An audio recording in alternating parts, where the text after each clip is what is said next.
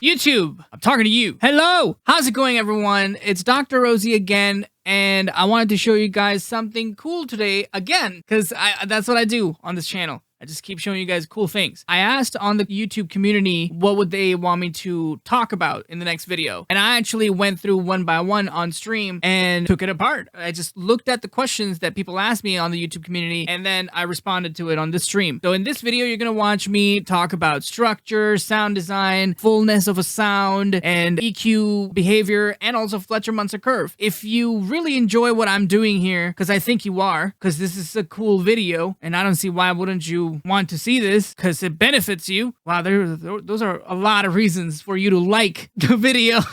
On the other note, please make sure you subscribe and you share it with your friends, because it helps, okay? I'm tired of asking you guys. Just do it. I sound very aggressive right now. I sound like a naggy little 10-year-old boy that just wants candy, and the parents are just really upset. So if you want me to stop doing that, please just subscribe.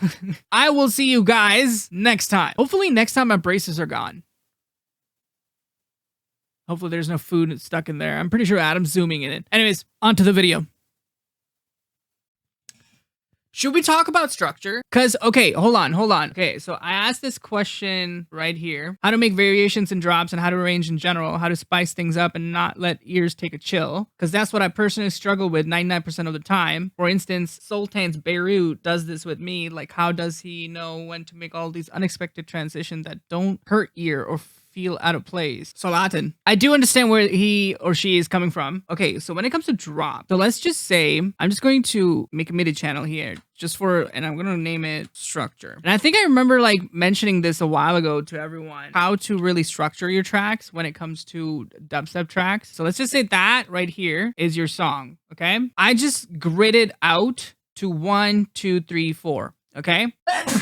What do you think the first measure would be? Intro and build up. Let's just call it intro, okay? Just keep it simple. So we'll call this intro and we'll color it pink. That's our intro. What is this half part? Let's just call it break. Let's color that orange. These two are your initial major release, like the actual drop, okay? So those are the main focused part. Now it's on to you. Once you have an element like this, it's up to you. How do you transition from this to this to this? Okay, you have to match these colors and take these colors. It's kind of like painting. If you look at it, you just have to make sure they all kind of match. All right, so if I make the grid smaller, okay, now we're gonna get a little bit detail-ish.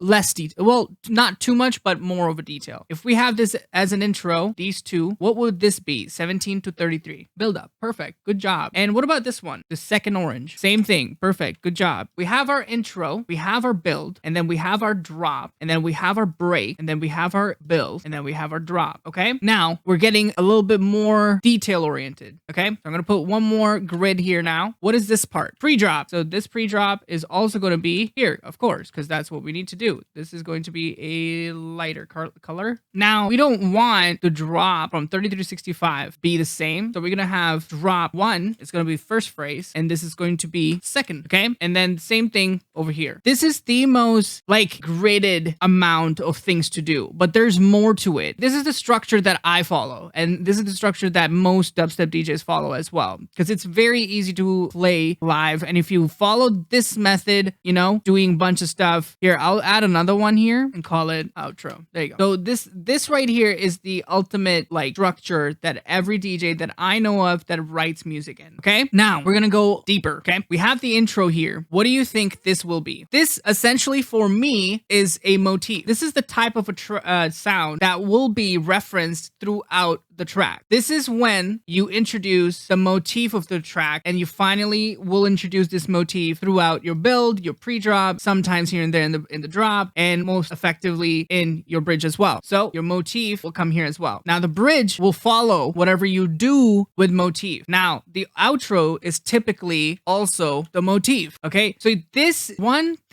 motif guy is fairly important, you know? The only reason is because it kind of puts you in a mode of like, that is what the track is. If you don't have that motif, then the track just sounds like, you know, as we hear a lot, two different tracks. So have a good motif and reference it as many times as you can throughout your entire song. All right, let's go deeper. All right, now we're getting like into the nitty-gritty part of it, okay? So let's just not worry about the pre-drop and all that stuff. Like, let's just not worry about this. I'm gonna silence this right now. Let's worry about the drop in this grid. So let's just say, what are we gonna do at the end? Let's start with that. This little section. What do you think we should do in this section? As arrangement and as songwriting, what happens here no, that's not the downbeat. Pickup. Exactly. So we're gonna do a pickup in this section. So what happens is that you figure out what your main purpose of the drop is. You do what you have to do in your first drop across the board, okay? And then you do a pickup, and then you carry on with the next part, and now there's this section. So let's just color that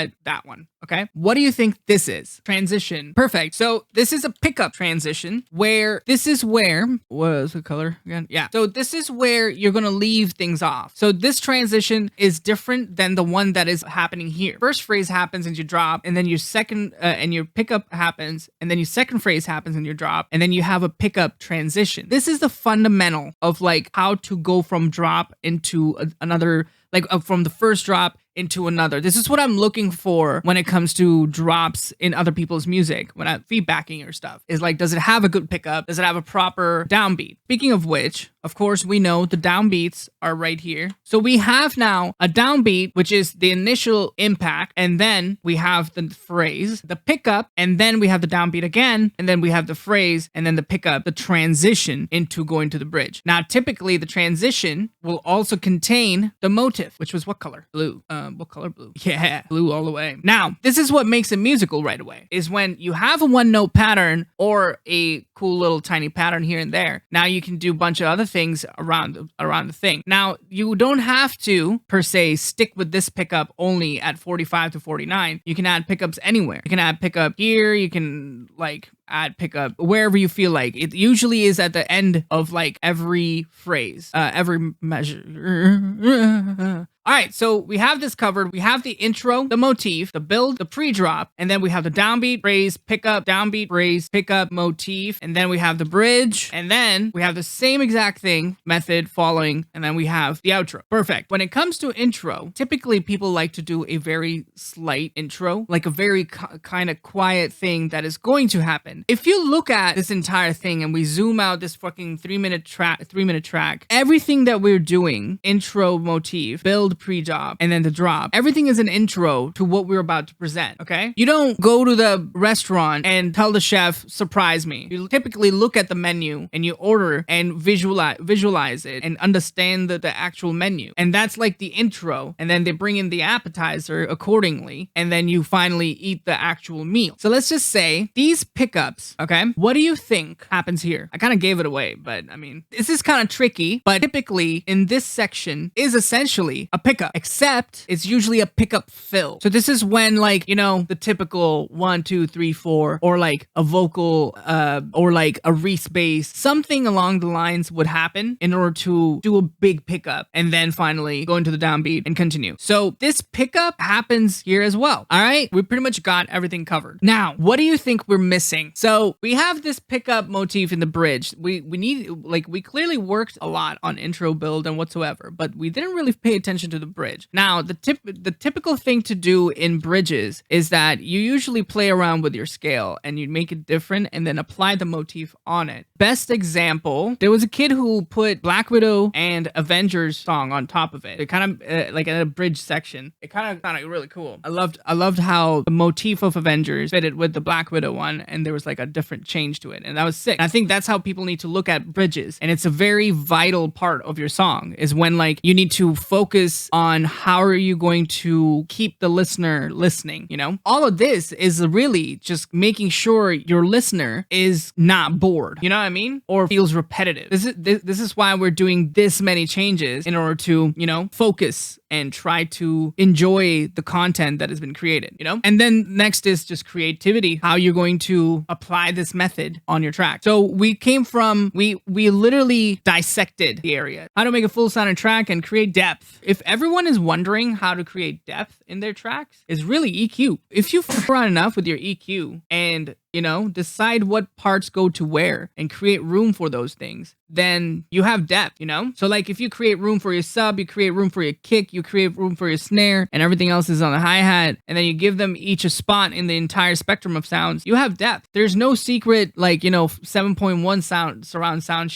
where like you instantly get depth. It's really just like magic of EQ and creating room and space. That's how most things are done, to be honest. You can pan. I just started mixing my stuff recently, and I've started making room for the tracks that are going to be released. So now I have a lot of like headroom and loudness to play with because I started panning a little bit. My hi-hats are placed at certain places, and I'm creating more space by, like, you know, with using effects like space, like the reverb, delay, and all that stuff. How to keep a bass song interesting and have all the elements fit together well, so it's not dry or wet or anything. Typically, when I make a bass design, I tend to keep it very mono. When I create a sound, I want to have a mono presence, and I want to have the basic sine, possibly triangle kind of sound. And eventually I will square it up with soft clipping, you know? And then I will continue with trying to make more harmonics with more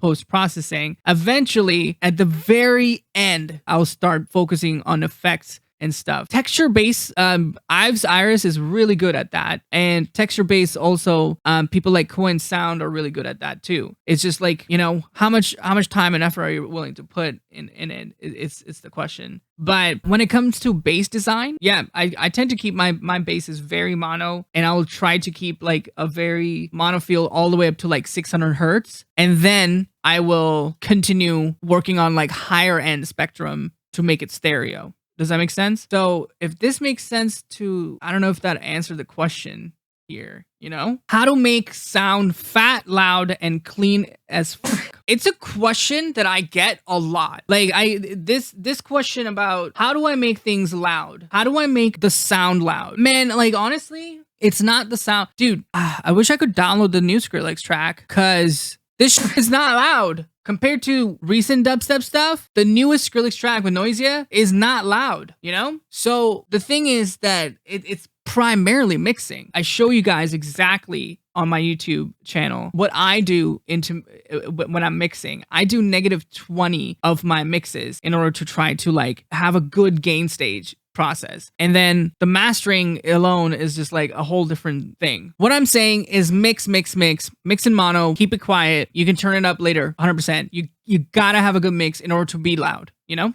You gotta have a good mix. And I show you Saroki. I've put a video dedicated to mixing. So if you can clean it the way that I clean it, you can probably make it fat and loud. I would love to see your take on color bass and melodic rhythm. I mean, I'm kind of doing it. I have Black Pollen. That's pretty melodic. That's the most melodic that I made. Okay, how to make variation, unique sections to songs. We already covered that. Advice for who struggles.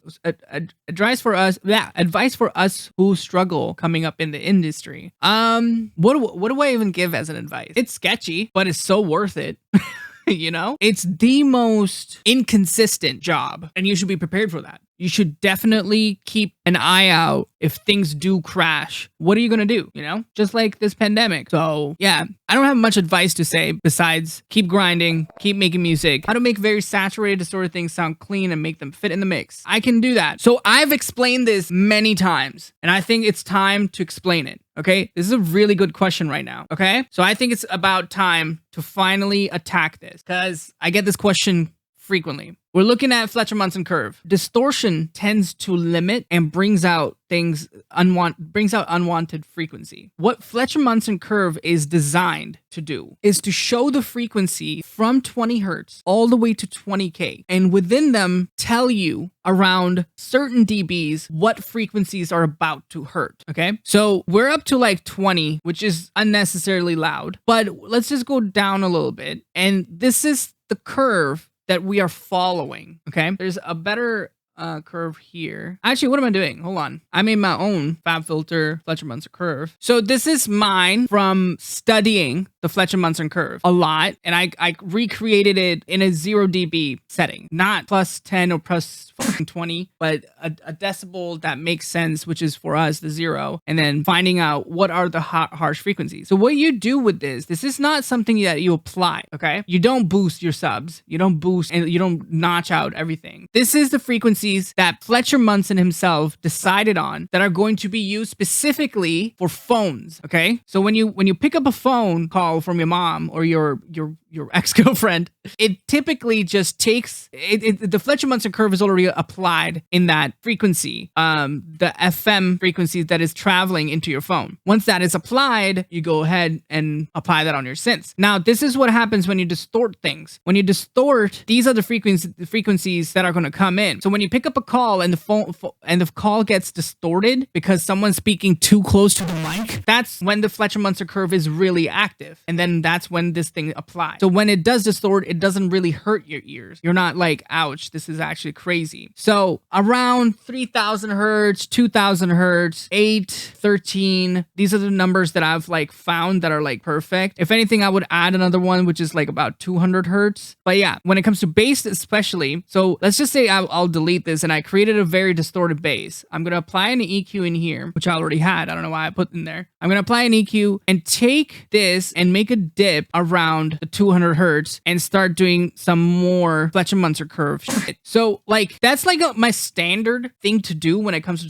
distorted basses, is that I cut out the 200 hertz, make a dip for snare or even for the kick, and then maybe cut out the low end as well. It's really just EQ. And yeah, around 18 hertz or whatever. So that's what I would do. Okay. That's what I follow. That's when I follow Fletcher Munson curve. And that's especially on a saturated distorted synth. Okay, what sounds are good to layer? Okay, so fundamentally, when it comes to dubstep, there's few sounds that you need to make sure you have. You need to have the sub, and you need to make sure that low frequency is the cleanest low frequency ever. And then you have your background noises, and then like, think about it in a band, man. Like, honestly, like if you don't have a rhythm guitarist, the lead guitars won't make sense. If you have a rhythm guitarist and you don't have a bass guitarist, the rhythm guitar won't make sense, you know? And if all of them don't work together, the vocalist won't make sense. So you need to make sure that everything is working together and those elements are actually focused and are, you know, bringing out the clarity and sense in the song, you know? But yeah, make sure you have the sub clean frequencies, your main bass, your top lead bass, and then yeah, you should be good. Those are the like only few things that I can come up from on top of my head through experience, you know, is that those things are actually like important to have. And of course, your drums matter the most. How to intros, we already went through that. How to make Mick Gordon sounds. Who's Mick Gordon?